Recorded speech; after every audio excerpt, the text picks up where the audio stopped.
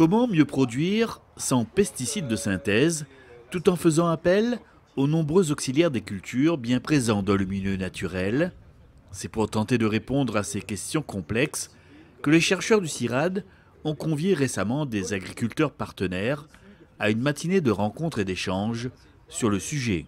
Le mot est juste partenaire parce que nous considérons que nous travaillons avec et pour les agriculteurs. Donc on a invité une quarantaine d'agriculteurs et agricultrices, évidemment, hommes et femmes, avec lesquels nous travaillons depuis une année.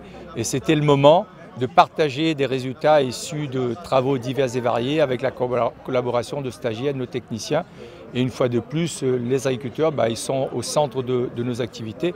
Et il me paraît extrêmement important de partager ce qu'on a trouvé comme résultat. Pour arriver à ces résultats, les chercheurs du CIRAD ont exploré plusieurs domaines indispensables à toute agriculture. La diversité biologique du sol est ainsi un facteur clé pour une bonne santé des plantes cultivées. En fait, quand on va se retrouver sur des sols agricoles, on sait que par exemple dans une petite motte de terre comme ça, on va avoir le même nombre d'individus qu'il y a d'êtres humains sur la planète, juste sur une petite motte comme ça. De bactéries, exactement. Et en termes de diversité, on est à peut-être 1 million d'espèces qu'on va retrouver dans ce sol-là, avec des rôles très divers. On peut avoir à la fois des pathogènes, on peut avoir des bactéries qui sont capables de fournir de l'azote aux plantes, de faire des symbioses avec les plantes pour leur fournir d'autres types de nutriments, ou même de lutter tout simplement contre les pathogènes. On a toujours un équilibre dans les communautés qui fait que finalement, si on a suffisamment de diversité, on va avoir suffisamment d'individus capables de neutraliser les pathogènes qui sont présents mais qui du coup ne s'expriment pas. À La Réunion, la diversité des micro-organismes dans les sols est très peu documentée. Donc ce qu'on essaie de faire à l'heure actuelle, c'est vraiment de se servir de ces échantillons de sol pour aller en extraire l'ADN. Et à partir de là, on va décrire les communautés qu'on a sur place. Donc à la fois en termes de diversité, mais essayer de vraiment voir à l'échelle de l'individu qui est là et quels services ils peuvent rendre pour les cultures. Des bactéries du sol encore méconnues, mais ô combien très précieuses. Une biodiversité tellurique qui peut malheureusement être perturbée par certaines pratiques agricoles. Complètement, ça fait partie des principaux résultats qu'on a eu de nos études où on a pu montrer que plus on avait de diversité dans les sols et plus on avait de santé des plantes et de capacité de croissance. Donc ça c'est vraiment un résultat très important, on est capable de gagner jusqu'à 130% de croissance en plus juste grâce à de la diversité bactérienne. Et après, quand on s'est un petit peu intéressé un petit peu plus donc, aux pratiques, on sait que les pratiques qui sont intensives, elles, donc les pratiques type labour profond ou type utilisation de pesticides, plus on va vers des pratiques qui sont entre guillemets agressives et plus on va réduire l'abondance des espèces qui nous intéressent. Par exemple, celles qui sont capables de lutter contre les pathogènes, celles qui sont capables de faire des symbioses avec les plantes ou encore celles qui sont capables de fournir de l'azote en extrayant de l'air. Nous sommes en interaction, l'écologie c'est les organismes vivants en interaction et tout est en relation.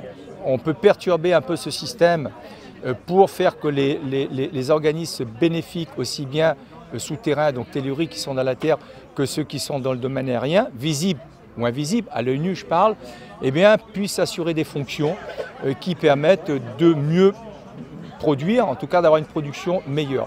Ça c'est l'objectif de l'agroécologie, dit autrement.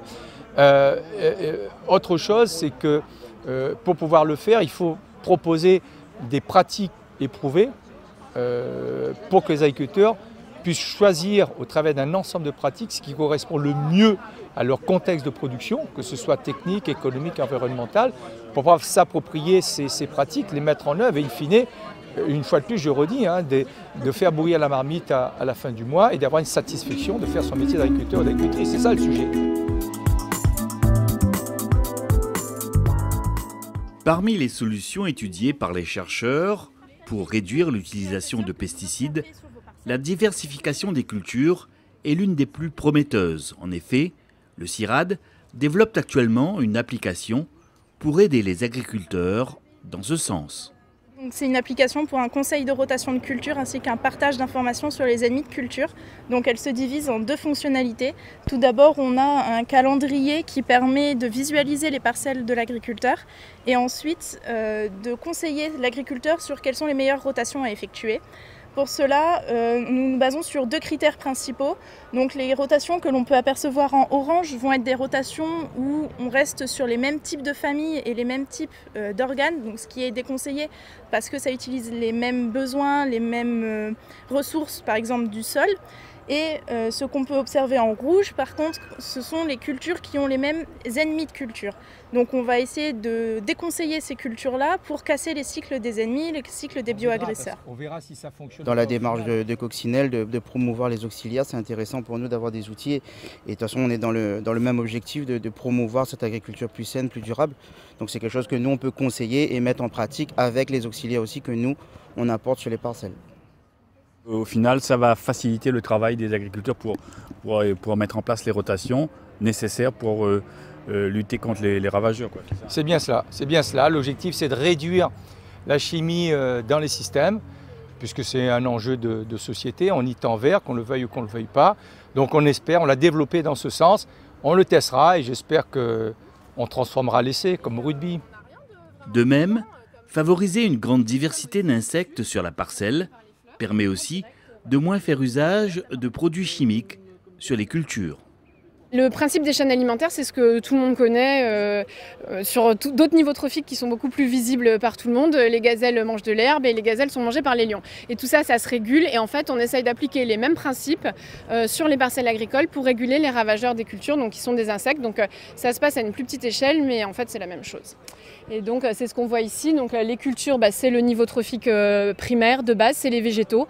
Ils sont consommés par des ravageurs. Donc ici, on a des pucerons. Donc des pucerons ravageurs des cultures, des pucerons qui sont sur les mauvaises herbes, qui ne sont pas des ravageurs des cultures, et qui sont eux-mêmes consommés par des prédateurs. Et des prédateurs, ici on a une araignée, ici c'est une microguêpe parasite, qui eux vont s'attaquer indifféremment à toutes les sortes de pucerons qu'on va trouver dans leur environnement. Et donc le principe général, c'est que si on augmente la diversité des adventices, on va augmenter en fait les pucerons ou tout autre herbivore, insecte. On va augmenter leur abondance et donc ça va permettre de maintenir des populations de prédateurs plus élevées. En tout cas, c'est ce qu'on espère, avec des diversités plus élevées qui vont être plus en mesure de s'attaquer aux pucerons des cultures et à tous les autres ravageurs. Donc c'est vraiment la même chose qui s'applique partout. Souvent, il y a des travaux qui sont faits sur la mouche des fruits qui revient souvent. On essaie de comprendre pourquoi, comment réduire en fait, les dégâts causés par cette mouche en favorisant certains ravageurs ou en mettant en place des pratiques qui permettraient de réduire un peu leurs dégâts. Et nous, on prend le parti de prendre l'ensemble du système, donc d'aller comprendre en fait, les mécanismes à une échelle un peu plus large. Et on fait le choix de le pari de la diversité. Donc on pense qu'une diversité plus grande déjà d'espèces végétales sur une parcelle et dans les bordures de la parcelle va amener une diversité plus grande de ravageurs, d'ennemis naturels qui vont lutter contre les ravageurs qui seront sur cette parcelle.